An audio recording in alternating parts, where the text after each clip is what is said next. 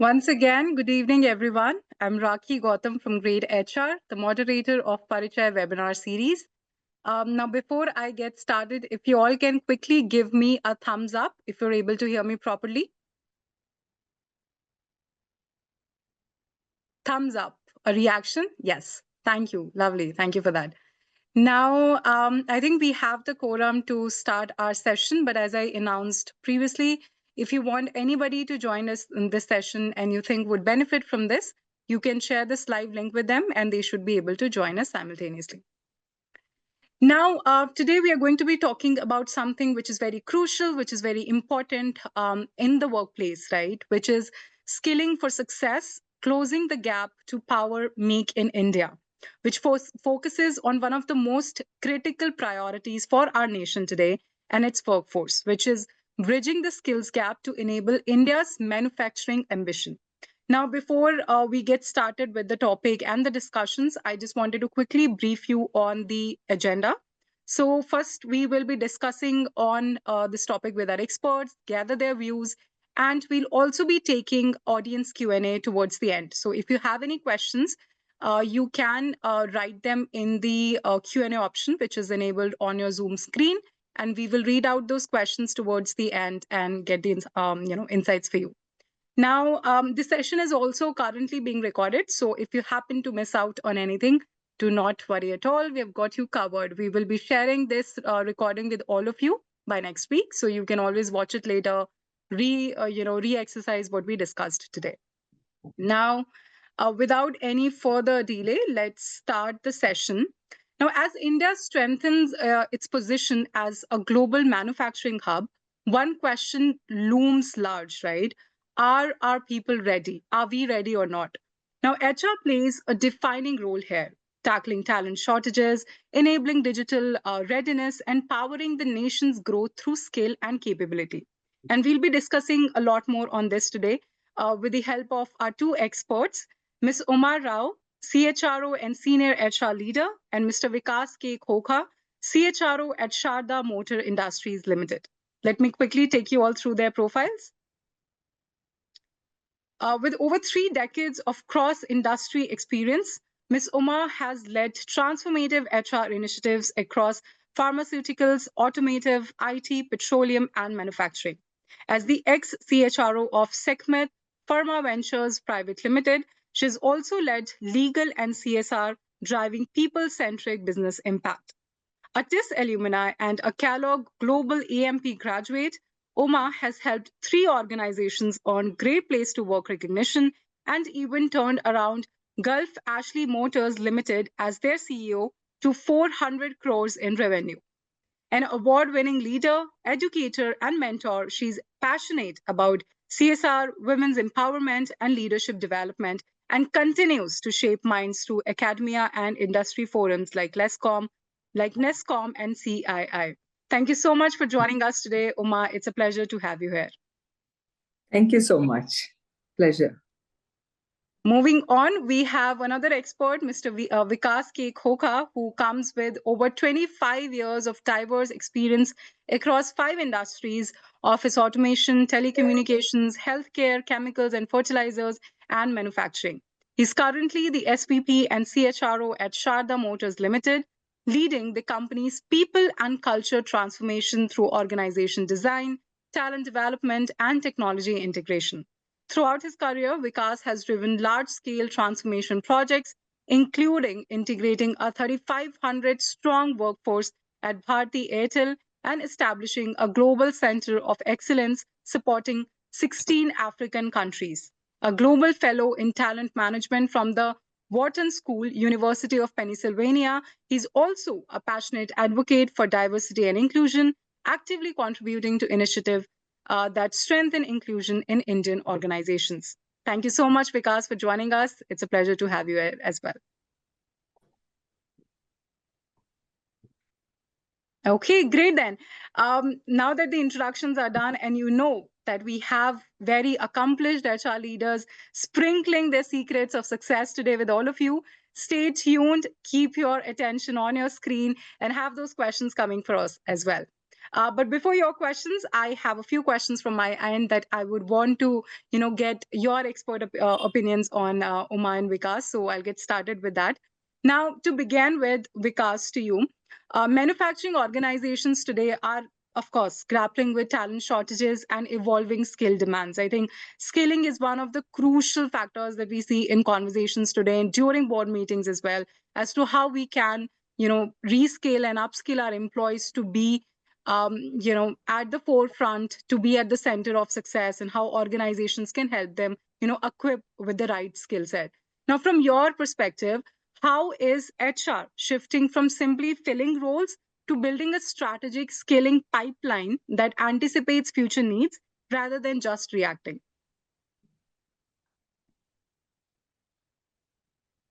Hi, Vikas. Are you able to hear me? Yeah. Okay, so yes. So, it's a very natural process for us to gauge that because I have three analogies to this. One is, you always link transformation to what market wants. So if I talk of the first transformation, uh, uh, our first AI automation was triggered by one of our customers, right? And our customers being large telecom operators, large car manufacturers. Uh, I remember we got a trigger from Hyundai in terms of why we would not integrate our system to through an automation, to be able to deliver that output to them. So I think the analogy of first getting that trigger from right from the customer end is the first trigger for us, and why would we start making changes? And it is very important and imperative for us that we understand our customers language to be able to deal with that. uh, the fast moving technology at our customer end triggers us, you know to immediately bring that capability out on the ground, and which can be able to integrate with them. uh, the second point which is important is in terms of when we look at our manufacturing structure. Primarily, there are two ways we look at productivity. One is how many accidents or how many exigencies which happen on the ground, right? How we could help the technology to be able to help us, one, to build the capability so that people are not faltering there, right? And the precision of the process is completely followed so that people on the ground are fully safe and they are not subjected to any accidents.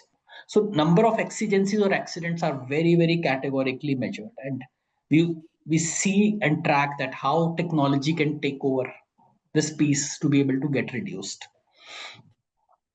Second is our trigger for workforce requirements, because our delivery to our customer again is very, very cited towards what kind of peaks and troughs are there in our cycles, and to be able to manage that peaks and troughs we need to have manpower flexibility.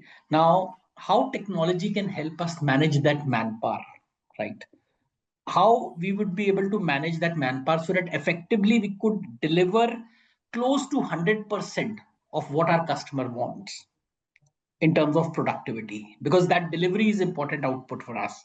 So talking of whether I'm talking of an exigency, whether I'm talking of productivity output, or I'm talking of the change which helps me deliver better or communicate better with my customer, all is cited with my customer. Now, as an HR leader, it's very important for me to break this barrier and bring the organization very, very close to customer, right? As organization becomes closer to customer, we are able to deliver right from the front in terms of how we'll be able to impact this whole space and look at that space as our target space for the customer. So I think this is uh, how we want to really make a change in our ecosystem also, so that everybody starts understanding customer language. It's not only the customer facing units. No, definitely. And thank you so much for, starting off with that, because me, I wasn't expecting that, honestly. I was all about going to be hearing about, of course, technology, but then what the initiatives that we need to do, all of that. But then you took a step back and talked about customers, right? Because until and unless we understand our customer requirements, until and unless we understand that space properly, we as an employees will not be able to deliver at all. So before we start thinking about what we need to do to reskill our employees, we first need to make them understand what is that the customer wants, and then equip them with the right technology, with the right skill set.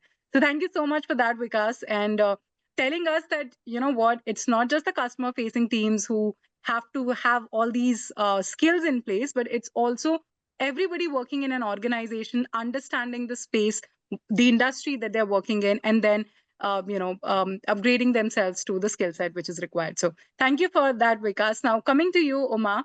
um, of course, in this context only, when we design learning and development initiatives, right, for a multi-generational workforce, now we do understand, in fact, especially in manufacturing, and manufacturing also being, called as India's hub, right? We are a manufacturing hub. We do see multi-generational workforce working in the manufacturing sector.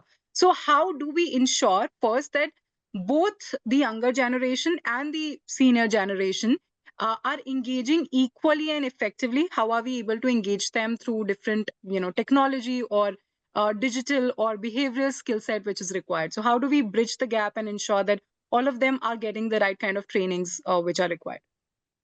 Yeah. Yeah, I mean, this is a real scenario. This is what is happening in industries today. Closer to what I was doing, pharma is probably a little less because of the scale of operations or the kind of manufacturing processes that happen, which are more sophisticated. But if you were to look at an automobile industry, for example, these are huge equipments that people are handling, and they've gotten used to working in a particular way, right? So these probably have existed for decades, some of these organizations. So if I were to take my own example of Ashok Leyland, we have 5 generations of people who are working there. Okay, a multi-generational workforce is a truth like never ever imagined in this industry compared to many others. Manufacturing, right? I mean, big manufacturing. So here, the challenge is the youngsters are used to skilling, upskilling, and learning in a particular way, and the old timers are used to probably they're not even used to any skilling, right? I mean, there's hardly anything that happens over there. For example, if I were to consider a pharma, because you have to go through FDA regulations and all that, you are pretty much up to date. You have to learn that. But what happens in some of the other manufacturing industry, you may not go through these kind of test of your processes unless you are voluntarily going for some kind of audits, or customer is requiring something from you and things like that, right? But otherwise it's not so. So people have to learn on their own, keep abreast with the technologies, and then move on. So when BS6, for example, was launched, what did we do? It was also the time of COVID for us. We actually leveraged the online medium to take everyone through the training, which was highly simulation based, right? So one of the things which actually works for anybody, whether it's our older generation or younger folks, is to actually see the mechanics of it. That's what excites people who are working in manufacturing. So, so get those kind of trainings, which are not always very cheap, but I think they're very, very effective to cut across to a lot of people. Second thing that we've seen is cohort-based learnings work a lot.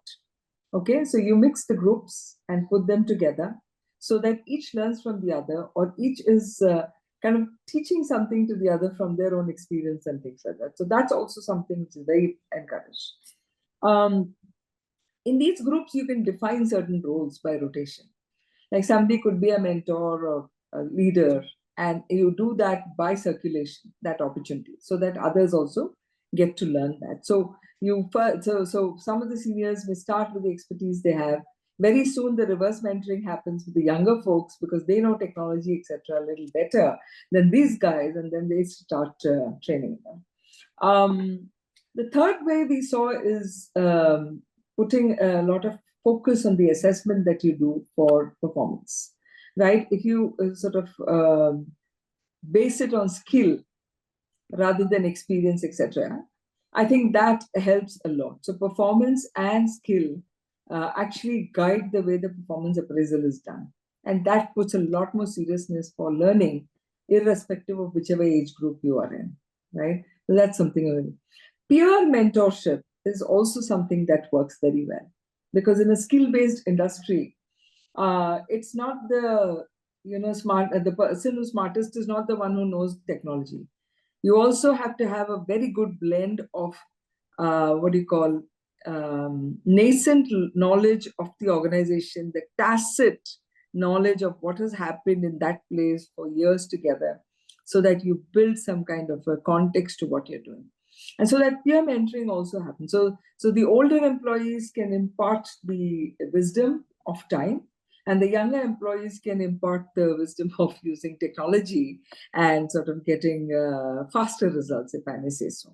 In many of our sessions, we try to use role plays, which were also very, very effective, because you're actually emulating a scenario out there, and there is so much to learn from each other. And then we would videotape and show it back to them, and sometimes seniors would say, "Oh my God, I sort of kept on repeating what I knew, but I was not open to learning something new." So it can be fun at the same time learning. I think mixed groups have a lot of value. I greatly respect organizations which have multi-generational workforce, because the tacit knowledge is captured and taken forward, which is very difficult to capture and codify in competency frameworks, which we often talk about. So those are some thoughts, Rakhi, from my end. Thank you so much for that, Uma. Very comprehensive and very interesting, ways that you talked about. One thing, of course, that stood out throughout was how when we bring people together, regardless of which generation they, belong, it's always so much, learning exchange that happens. The exchange of ideas, the exchange of, of course, lessons, the exchange of experiences that adds a lot more value and a lot more, we can call skill that you can get organically, right, through these conversations. So thank you so much for highlighting that, because I think one thing that stays true, regardless we are working hybrid, regardless, it's a remote working space, if we are meeting every day for, in office, is that when you speak to each other and when you respect the work and the experience that either of you comes from, right, be it a younger employee or a seasoned employee, you get to learn a lot. And manufacturing being a sector which is again very diverse, which requires a lot of skillings, this definitely helps. So thank you so much for sharing this, and I hope everybody is taking notes, because I sure am. And it's just like my personal notes here, honestly, but this really helps.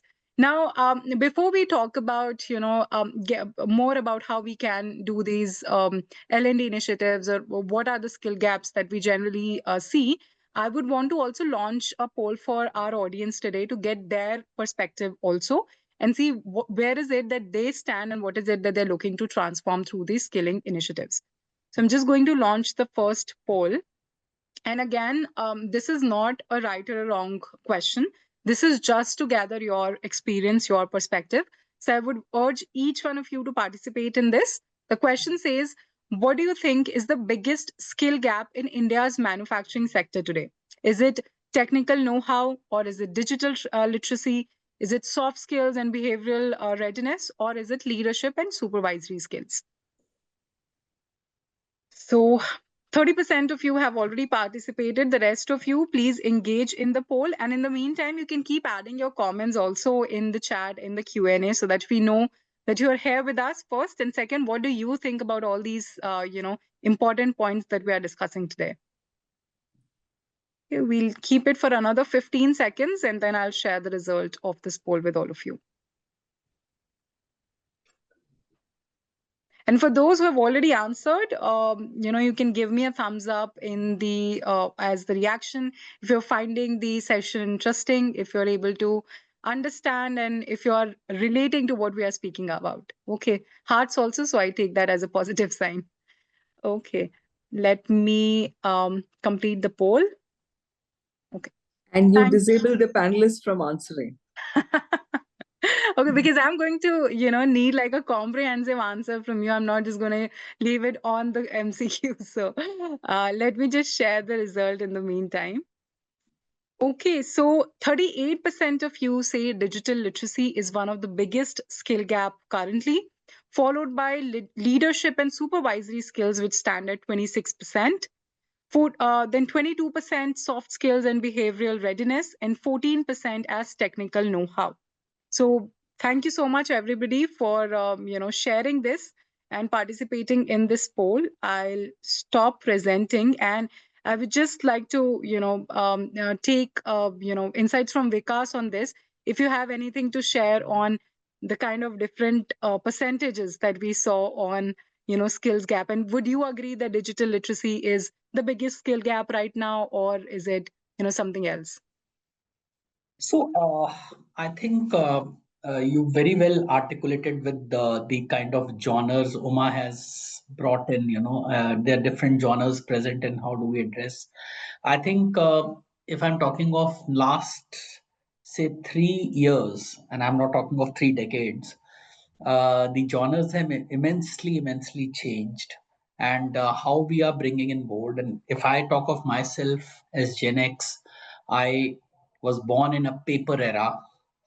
I was not born in a digital era till I passed out and I started working. And I'm being very precise. I was not having a mobile phone till I started working, right? So, technically, I've grown with a paper and pen, right? Do I have a choice now? No. So I have to upgrade myself.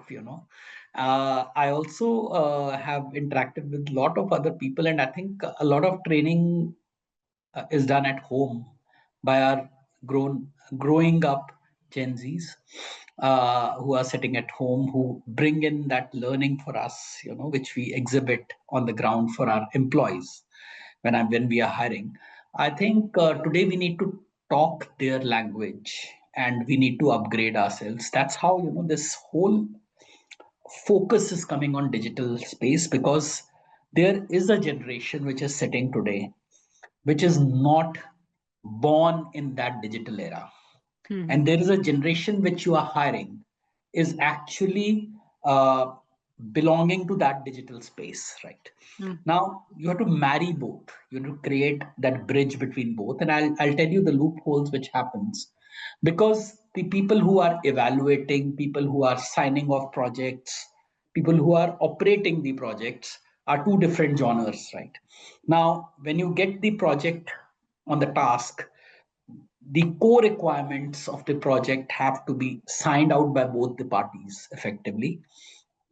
What we have created recently is to create a panel of evaluation with a couple of Gen Zs in place, right? And they impact that panel to be able to help the some of the leaders co-learn their language, right? So this is one of the ways we are trying to build that on, and subsequently bring that change into what we want to bring in a change, kind of through a co-created environment, right? Otherwise Definitely. it can be very overwhelming from one generation to accept it. And I remember launching a AI regenerative course for my senior leaders, and I think the initial participation, you will not be surprised, was about 50 to 60%. That means 40% even did attempt. They felt that this is out of syllabus. I know my subject. I am a subject matter master. This is not for me. And dramatically, 6 months down the line, when we rolled out the course to the next level and the next to next level, this 40% started impacting, and eventually this number went to about 20%. You had 80% population at the top management who were completely aligned, and today they are actually using AI regenerative for a lot of their regular tasks, including me, right? So this is how we change. And this digital transformation focus is coming in because the change of generations and co-learning with generation is happening. Definitely. And I think this totally goes with what Uma had also shared about, having these conversations between employees and exchanging ideas and learnings. And I think now we all agree that digital literacy definitely is one of the biggest skills gap. And with these kind of initiatives that we can do, we can try to bridge that in our manufacturing sector. Now, I think I'll just add on to this because for you, there's also a report by India Skills that talks about 55% of Indian graduates are projected to be globally employable by 2025, which is up from 51.2% in 2024. Now, given this data, how do you ensure that your skilling programs are not just meeting employability statistics, but are also tightly aligned to the business metric outcomes? Because we do know that there are a lot of people who are looking for jobs right now, right? And they are employable. But when it comes to skills, they have the degree, but do they have the skills? And then, second, if they are already working in an organization, we are working in an organization, right? But I may have been, I might be a graduate of 2010. Now, in the last 15 years, there's been a lot of advancements that have happened. Now, the kind of skills that I started off with, of course, have to be now, upgraded. I need to upskill myself. So how do we ensure that the right kind of L&D strategies are there in place where these employees are also getting practical knowledge of applying these skills into their day-to-day activities? Right. Is that question for me? Yes, Yeah, because okay, thanks. So I think manufacturing plays it so hard for us. I think it comes very automatically, Raki. Uh, I'm just talking of a basic metrics, that we work on as far as our L&D is concerned, rather than, doping people. And I remember a decade back, it actually used to be doping. You had to do so many hours of learning of this particular course and make sure you do it. It is also tracked as a part of your PMS, right? I remember those days, right? And today, it's just other way around, that we look at the matrix, we discuss first with the leaders and managers and supervisors in terms of what are some of the basic skills which are required to do this job. Now, when you turn basic skills to somebody being competent in doing their job, how the skills change? What are the skills required for that person to become competent? And in case to case basis, from competent to expert, what are the skills required? So skills are divided into three categories. One is basic, other is competent, other is expertise. We help leaders and managers to segregate these skills completely for every task or job. I'm talking from a basic task to an advanced task, right? Uh, how do we measure success in case of basic? How do we measure success in case of competent? How do we measure success in case of an expert skills is very important, because after you give a training program, you need to see how much has gone in, what is it which is working, what is it which is not working. So it's very important to set that parameter, that how would you measure the success in case of ABC, right? And then probably let people absorb and publish this. So what one of the very good practices I've seen in my last two organizations, last organization was also manufacturing, is uh, co-create the curriculum and programs, even if you're using a third party, with the leaders and managers to be able to participate in creating that curriculum for that. So once you know the skills, when you have arrived at this schematic, then fill it in with how the skill would be given, what would be the mode. It'll be an external program, it'll be internal manager review, it could be coaching, it could be mentoring, it could be doing a skilling session. So that filling of curriculum is completely done in liaison and discussions with leaders. And then once the comprehensive course is prepared and delivered, then see how much of the effectiveness comes in on the job, in terms of either the output or person's ability to draw the complete without any defects. So I think this is one of the ways we are trying to build L&D to be able to impact. And then there is a set of leadership programs which are completely driven with people's end abilities to be able to draw their own careers. Like if somebody wants to move from X to Y, Y to Z, how and what skills are required, they should be able to graduate and grow. And this is done for a set of people, which are handful of people, which are identified, so that we can also scale up the identified people into different roles. Right. And very valid, Vikas. And one thing that I think personally also agree with is that it's very important to make leaders, make managers, make the end employees be part of that planning that we do. Because until unless I am involved and I understand what is it that why are we doing this in the first place, I'll not be able to then go and brief my team on it, brief my team on the importance of getting this coaching or this getting this skilling done. So it's important. And then it's also important to close that feedback loop that you spoke of, that once the trainings are delivered and they are now the employees are expected to then implement their teachings in their projects, project delivery. How are they able to do that? Is it effective, not effective? Because until and unless we go and measure that, we'll not be able to know if this is something which is even working for our employees or not. Do we require any change? Do we need to change the mode of trainings, or do we need to involve more experts, maybe use more of technology? So all that is very important, and you definitely highlighted that. So thank you so much for that, Vikas. Now, one thing I think in the last 5-10 minutes that we have discussed is a lot on digital literacy, right? And I'm coming to you, Uma, with this. The push toward Industry 4.0 also means a step change in digital automation and smart factory skills.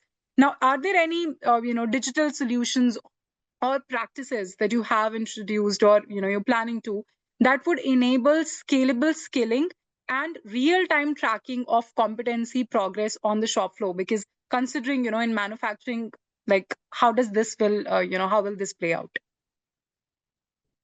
You're on mute, Uma, if you. I think the proof of the pudding always is how it plays out at the workplace, right? I mean, Right. so you can do multiple things, but if it's not resulting in efficiency improvement or productivity improvement, it's really not of a great use. So one of the things that we had taken up is not to have this calendar-based training program, like 50 programs, and then nobody knows what's happening with these programs. So the first thing I think I took upon myself is to scrap that. And we as Vikas started off, tried to connect with the business leaders to understand what is it that they were looking for. Okay, I think everything needs to start that. If there is no unmet need that you're trying to fulfill, then it's just a calendar for fancy. So I think we started talking to them to understand what were they looking for, and we figured out that certain skills were much in requirement. And again, going back to automotive, the changeover was happening for BS6 norms, emission norms, which people had to understand how to work on that. That's a very clear need that was expressed. So first thing is, be very clear about what you're pursuing and how it adds to the business. That's one. Number two, then obviously is about how the reach will happen and how the impact is going to happen. Now, traditional ways of classroom training continuously, which was what people were used to, was not working out for us. Okay, because the absorption levels were pretty low given what it is, and therefore we used the time to get these video recordings done of a lot of these equipments and things like that, if not simulation. And we looked at how we can use that to explain how processes work with people. Then we saw that even then the absorption level seemed to be a little less. So we said, now what else can we do? So we went in for an app-based learning, which actually helped people to reinforce their learning. So the app would get populated with the content that we would give. So the app would then convert them into question and answers, tests, quiz, etc.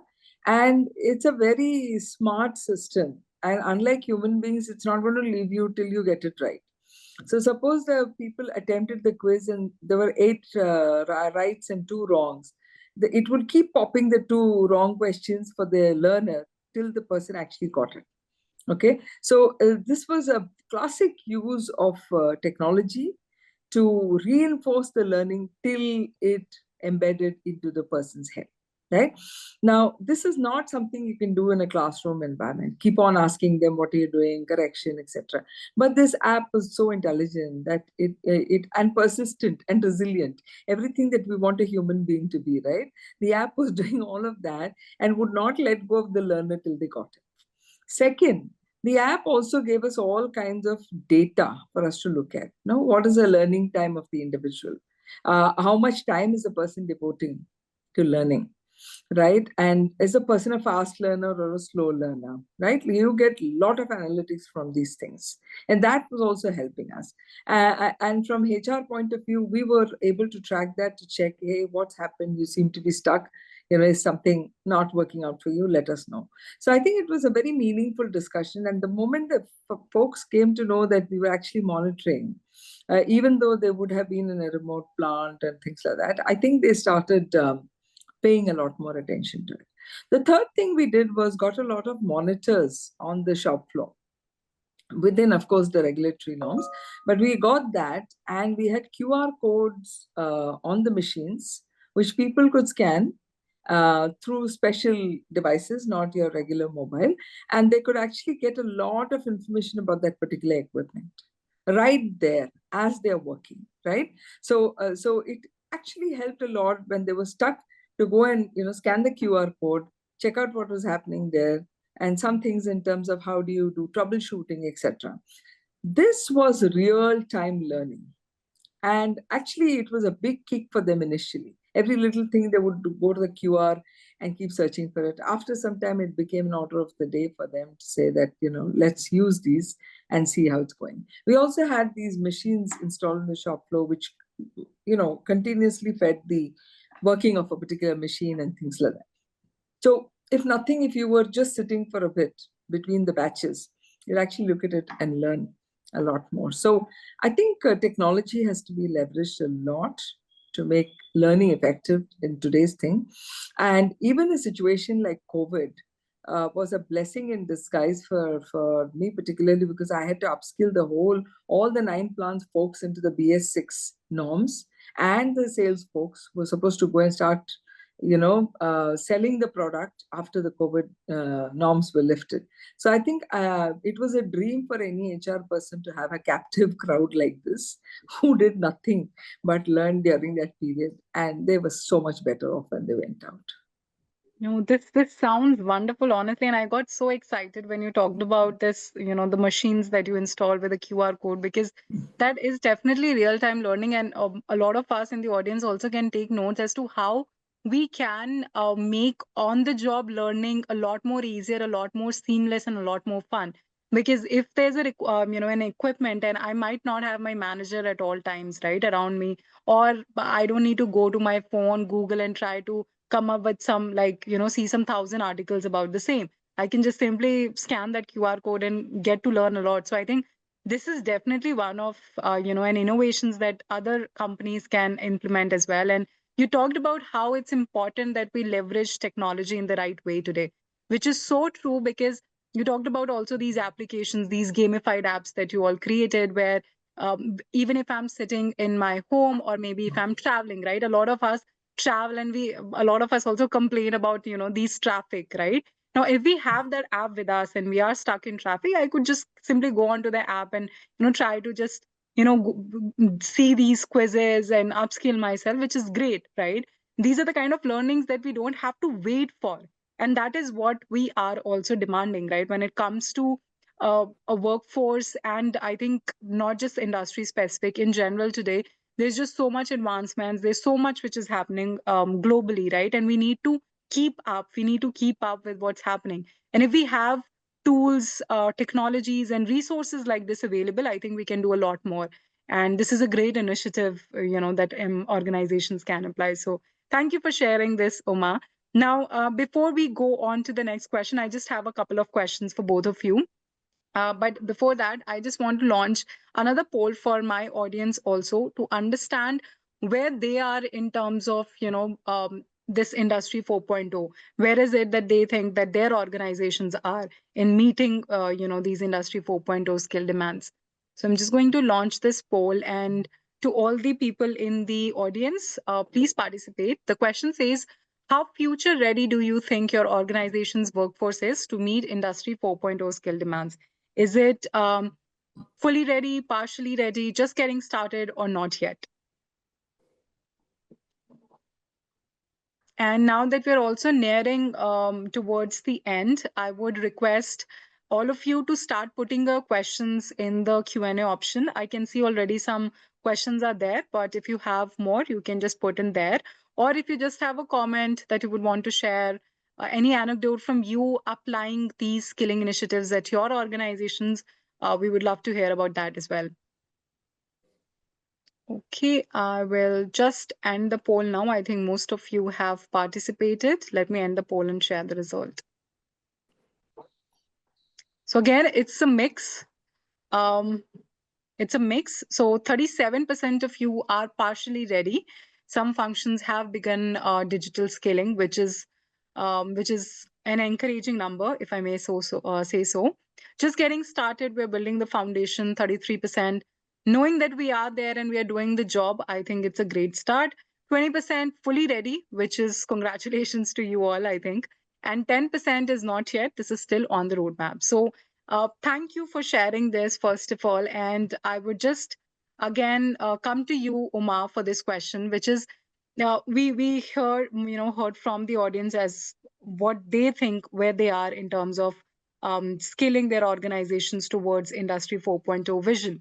And there's also a report that states that by the financial year 27-28, India's advanced manufacturing sector may need 12 million professionals, which is 3 million direct plus 9 million indirect.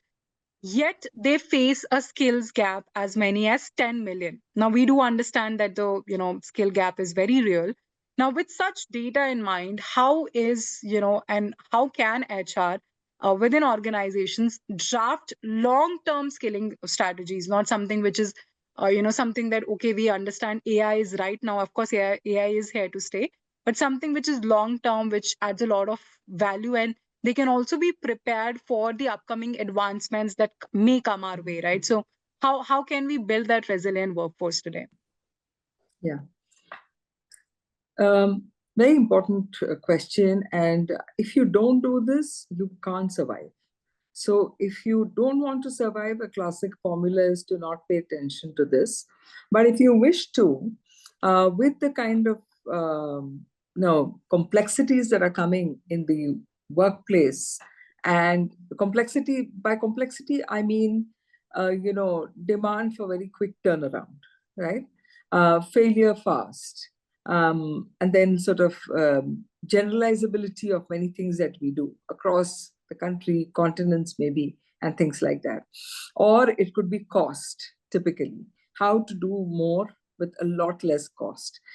So this is going to be the requirement as we go forward. And if we don't have a continuous learning curve within the organization, I don't think they'll be able to survive, leave alone thrive. Right? So one of the important things I believe most organizations in the manufacturing space must invest in creating a learning academy. It's a virtual learning academy, doesn't matter. But what I mean by saying academy is have a complete architecture of learning within the organization, starting from the lowest rung where people enter to people at the highest level. If you don't have a learning architecture which covers all the population of the organization, then it will seem as if learning is only for the guys who are entering into the company, and the rest of them are all well equipped to face things. Actually, no. If you look at the learning academies that are created, they are at different levels and for different folks of people, right? So one is all the college freshers who are coming in, right? What is required for them to do well? Then it could be the early employees after the a trainee level. Then you have mid-level folks, then you have the senior folks, and then you have the top management. And all of them actually have to practice a learning curve, right? I mean, there are mandatory, if you go to robust organizations, there are mandatory trainings across the board for all employees. And I think we have to pay attention to that, whether it's digital skills, whether it's AI, whether it's about corporate governance, whether it's about ethics, whatever it is, there has to be a curriculum which cuts across levels towards everybody, to ensure that everybody is on the same page of learning. That's one. So this learning academy can be customized according to the environment that we're talking about, the kind of industry, etc. But I think it's important to understand that this will be very much required. Because I see that Raki has disappeared, so I'll just keep going ahead, but maybe you want to check once, right? Okay, so that's one. Second is, I believe, pay attention to what kind of people you're hiring. Are these people who have hunger for learning? Are these people who want to do something with their life, or they're very content and just have taken up this job as some income, right? It's very important. In my experience, I have seen that in manufacturing setup, wherever I have picked up people from B and C category of cities, from reasonably good colleges, need not be the topmost ranked college, but good people who have done what they were supposed to do during their learning years. I think those people tend to be very serious about their career and want to grow over there, right? Number three, if you want this to be long term, you have to understand that you have to start engaging with the campuses and the students you select very early. Something like a bridge program before the students actually enter your company, letting them know what environment you're working in, what skills are required, and taking that extra step to educate them like a finishing school before you get them in shows your commitment towards them and their career, and definitely they will rise. But if you go and just pick up people as you've done a shopping and get them and ask them to perform at the topmost level, I don't think can do. I mean, in supply chain, so much of effort is given to vendor management, and they do vendor meets and all that. When we hire people, there are supply points, right? We also have to work with the vendors to ensure that the quality of the product that we get is absolutely in line with what my requirement is. So I think it's very important for companies to pay that kind of attention and invest in these supply points, right? Again, competitive benefits are very important. Pay and benefits, right? I mean, gone are the days when you think that you can pay some paltry amount and get these people to come and work as if they're there. Today there is nothing like IT and non-IT. Every environment has become IT. That means you're actually competing with people who are getting into IT firms. And so if you want, these guys are much better because they have got a lot more domain knowledge also with them. And if you want to nurture them, then please respect them for what they are and what they bring with you. Provide exposure. From my own stints, I've seen that when you provide exposure to these folks, for example, best practices tour of certain industries gives them a very nice perspective. Making them do small internships with other people, again, gives them a lot of perspective. Finding mentors for them from other industries who can look at it not from your company perspective, but from the knowledge, for the sake of knowledge. That perspective, I think that also really encourages these folks to do that. And we have done a lot of that through CII and then ACMA and other, automotive, confederations and things like that. That's been very, very useful because people have done it with the pure motive of mentoring and not because they want to do something for their own company people. I think at the end, when the community rises, the whole industry benefits from it. And that's what is very, very important. And that's how we actually build women workforce also. A lot of effort was made to build a women workforce in manufacturing organization, and it could not have happened just by hiring them. It had a lot of inputs of mentorship given to them from very good experts, and that's what helped them develop. So I think intentional development of people will make people respect your organization, and they would want to continue and build great careers. It is not unusual in manufacturing to see someone who's joined as a graduate engineer trainee and has risen to become a practice head, or one of the few people who are reporting to the CEO, and sometimes the CEO itself, by rising through the ranks. So I think respect them, invest in them, give them great exposure, make sure you're hiring from the right places. A very high-flying person may not be suitable for your environment. So let them be. Sometimes when you let them be, they can find their own moorings. Having done campus placements, I mean, almost 10,000 students that I may have hired from campus through my different stints, I can say sometimes the topmost person may not be the most suitable person for your environment. So, be sensitive towards what you need to, and still maintain a good relationship with all the people. So I think these are some things which I have seen in my own times, and maybe that will help them a lot. I don't see Rakhi here. Is she there? I can't hear you. You're on mute, Vikas. I was also trying to reach her, but it seems Yeah. that there is some issue. Okay, so Let's. maybe I will ask you a question, because if you don't mind, and Yeah, that may please. benefit a lot of people. Sure, sure, sure. So if you were to give one piece of advice to HR leaders in manufacturing today, who are building their skill roadmap, what would you, ask them to keep an eye on as the future of work evolves over the next 3 to 5 years? I think what I see the manufacturing sector primarily is, I would not use the word which is very dampening that they've been left behind, but it's just that, as industries are rolling towards building future capabilities, right? I think manufacturing is something which has to take the shape today because of so-called Make in India and right focus on Indian organizations to start making that change to the global world. We ourselves are setting up shops across the world, whether we are transferring our products from India to outside or setting up our own manufacturing units outside. I think Indian firms are at that cusp of getting, a competitive advantage, right? With respect to what benefits we get in terms of brain and resources in India.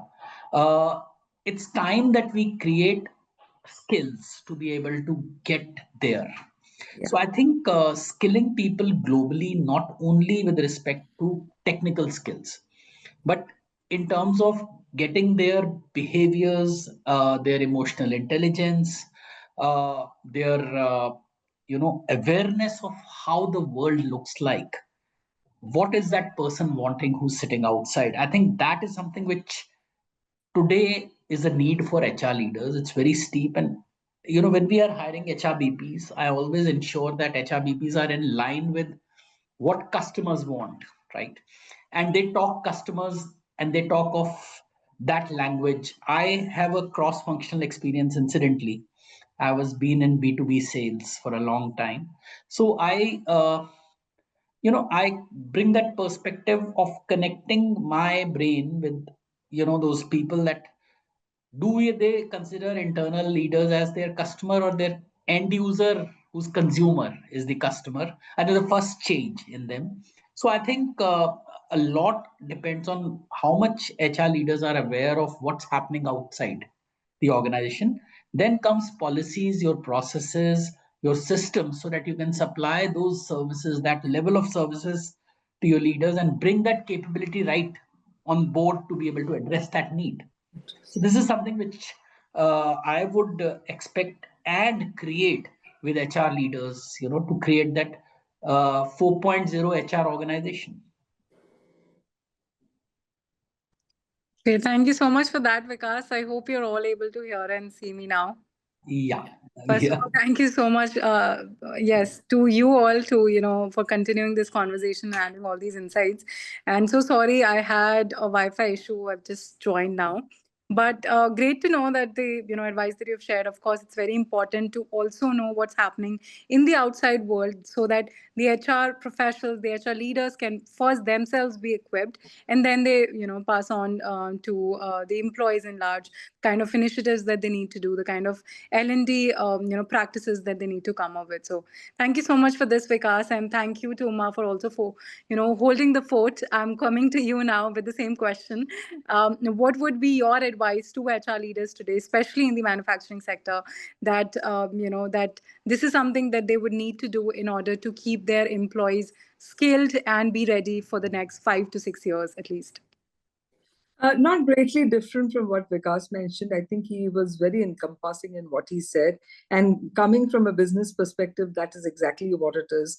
I think I keep saying, please understand the business, be at the shop floor, learn how things work, understand the value chain of the organization, and then build programs that are going to help the value chain to grow, and not do programs for the sake of programs. It's very important for HR to understand that at the end your effort has to complement what the organization is trying to deliver to the end customer.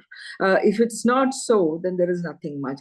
Putting a QR code on the machine is technically may not be a HR job, but that you found a way to do it is actually helping the business, right? So at the end, everything has to be towards the end user, end customer, that you are servicing. Otherwise, there's no fun in doing anything. Further, because I really liked what you talked about, the whole piece on relationships, learning to work with people, etc. I think we cannot underrate that in a manufacturing setup as well, because this is also a setup where people work for a long time. They're very hard-coded in their mind about themselves and the environment. To crack through them is not very easy, and therefore relationship building is a very big skill that is required, and that you can do only by staying close to the leaders. I just have two, three words, and Raki, I'll not take much long because I think we are ending with the time. But I think all which depends on success is what is aligned. I think I keep harping this with my HR people, and I think your alignment with your business is very important. And this only comes when you know the business, but also your effort to be able to convince a business leader and bring him up by your side, or bring yourself on that platform is very important.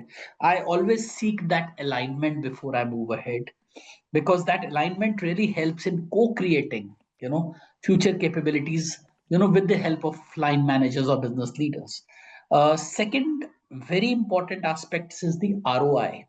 And I think as HRs we have to get into our DNA, and having worked with now second promoter driven organization, ROI becomes such a critical component, and their financial acumen to be able to draw that ROI in their own way is very important to get closer to business leaders. Again, talking of whether ROI or alignment is very important, and then your processes have to be aligned to whatever you co-agree, basis that. So I think this is all that they need to do to be able to build themselves to be future ready. Just adding to that. Thanks. Thank you so much, Vikas, for that. And thanks to you, Ma, for sharing all these insights, for sharing your advices, and sharing your secret mantras, if I may say so. So, thank you for that. And this has been a wonderful conversation today, learning about the kind of advancements that we are seeing and the kind of skilling and L&D initiatives that are required in the manufacturing space to make our employees future ready and to also build a workforce which is resilient, which has all the skills that are required, right? So thank you so much for this. And I think we are already, we have crossed the time for today's session, but if I can take another 10 minutes of yours and quickly go through the audience Q&A, we'll try to cover as many questions as we can, but let's see how many we can do. And otherwise, for the questions which are unanswered, we can connect offline and take them ahead. I'm seeing... Rakhi, I have attempted to answer 3 questions. Yes, yeah. So maybe you can pick up the others. Yeah. Sure. Yes. So the questions from Sojanya, from Bharti, and from Oppo CTH, okay, are already answered by Uma. So the audience can have a look at it. In the meantime, I'll just quickly move on to the other questions then. Okay. There was also a question about if we can share the recording. So yes, the recording will be available to all of you, and you can also visit our greytHR YouTube channel to watch all the Parichay recordings. Okay, so I'll take this question from Divyashri. I think we have not taken this up yet. So this question is how to use the tool to upskill. How do we understand what needs to be upskilled in us when we do not have a manager? Okay. So I think we did touch upon this, but if either of you would like to take this and elaborate a bit more. So let me take this and then follow with Uma wherever you want to fill up. I think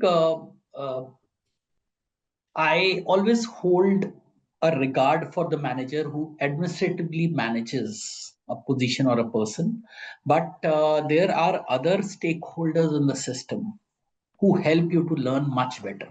Now, typically, let's talk of an HRBP. HRBP can learn from a finance manager. He can learn from our technical leader. He can learn from our IT leader. He can also learn from our sales and marketing and business leader in terms of so multiple areas could be learned through various interactions with leaders. I think somewhere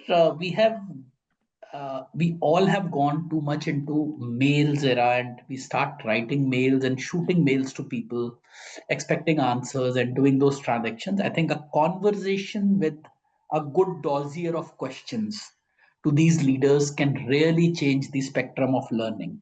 You need not have your manager, but sit through any leader, have a set of questions designed, what you want to know about how you would value add to that leader, right?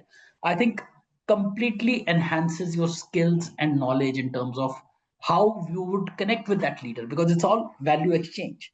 So rather than looking at a manager to do that job of doping, why don't you pick up a set of questions and reach out to those stakeholders and start that learning exercise through conversations? I think conversations are best mode, I feel, to learn, because they help you co-create and co-question each other.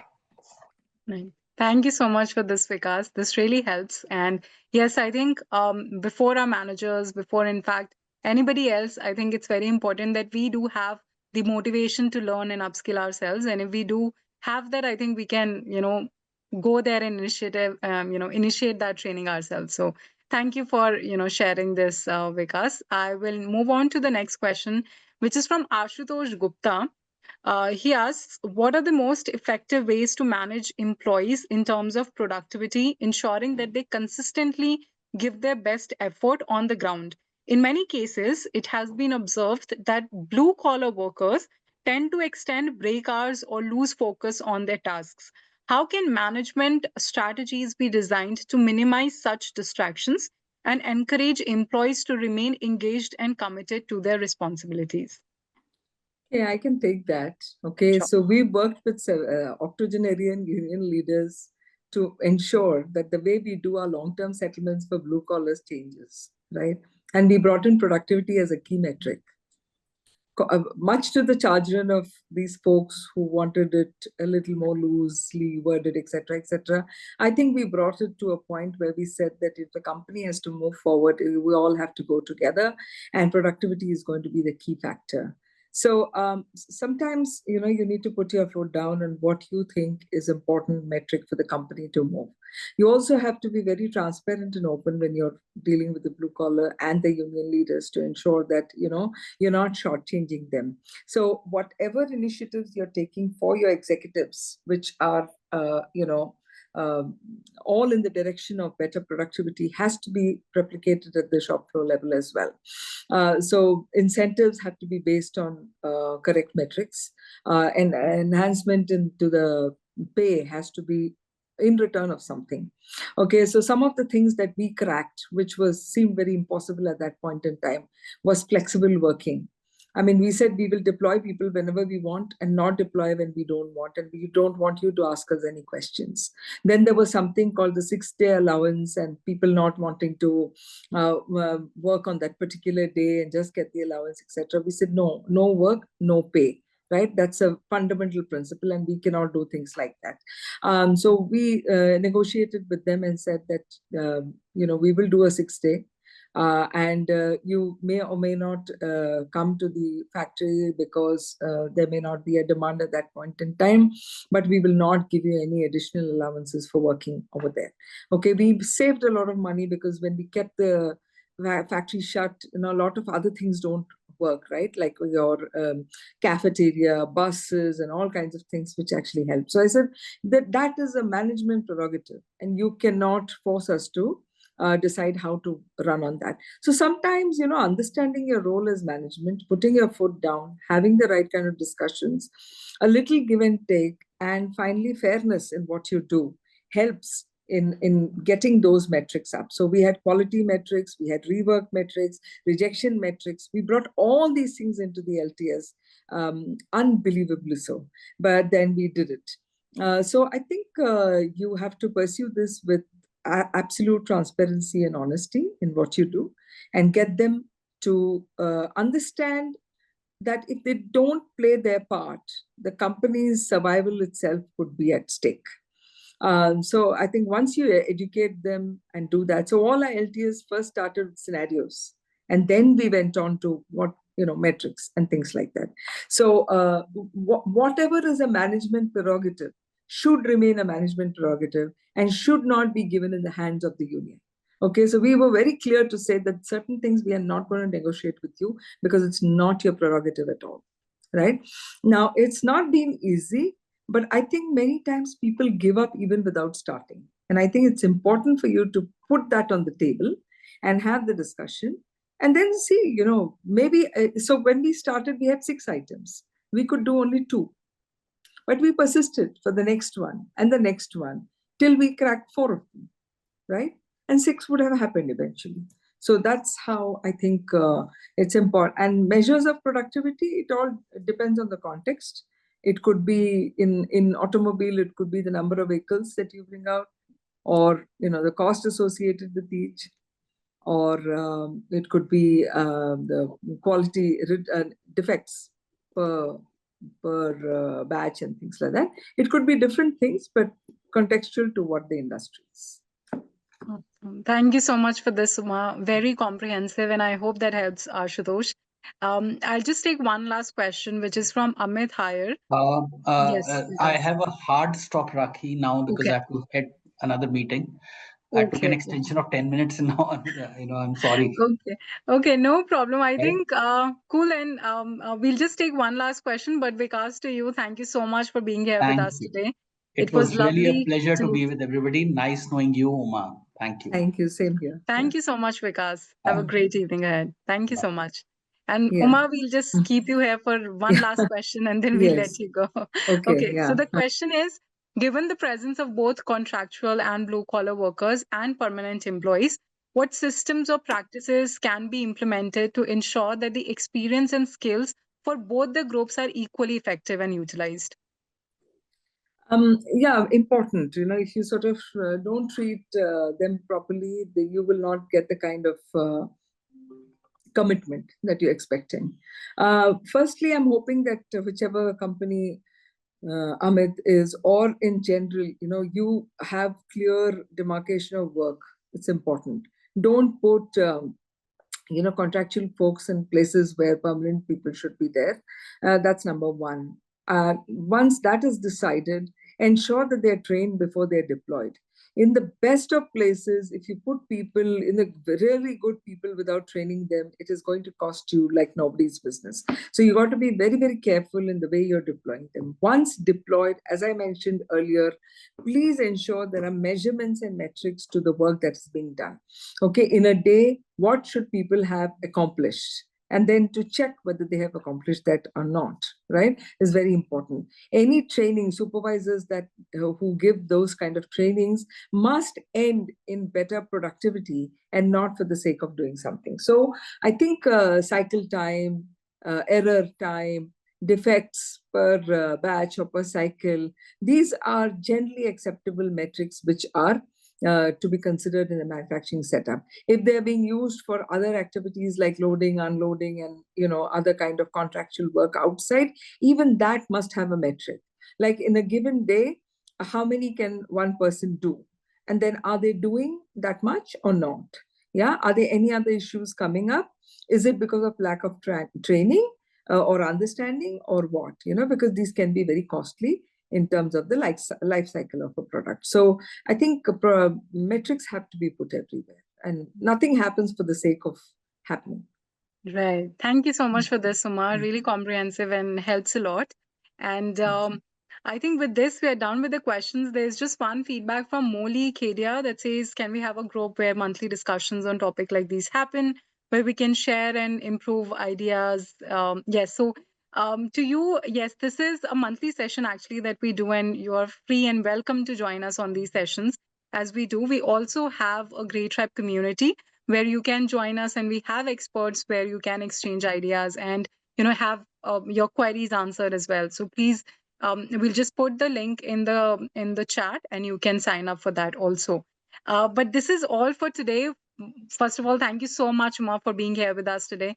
It was so lovely to hear all the insights that you shared, and I must say so, a lot of innovative, creative ways that you have implemented in your past organizations that you shared with us are very, very helpful. So thank you so much for being here and unpacking all these secret mantras for success. It was a pleasure to host you. Thank you so much. And, wishing everybody the very best. Thank you. Thank you so much. And to all the audience as well, thank you so much for joining us, being here with us, asking those really thought-provoking questions, and being part of our polls as well, for making this a lot more engaging. We are looking forward to seeing you in our next session very soon. But in the meantime, if you have any questions, you can write to me on the email ID which is displayed on the screen, and we'll get back to you. As for the recording, this will be shared with you by next week very soon.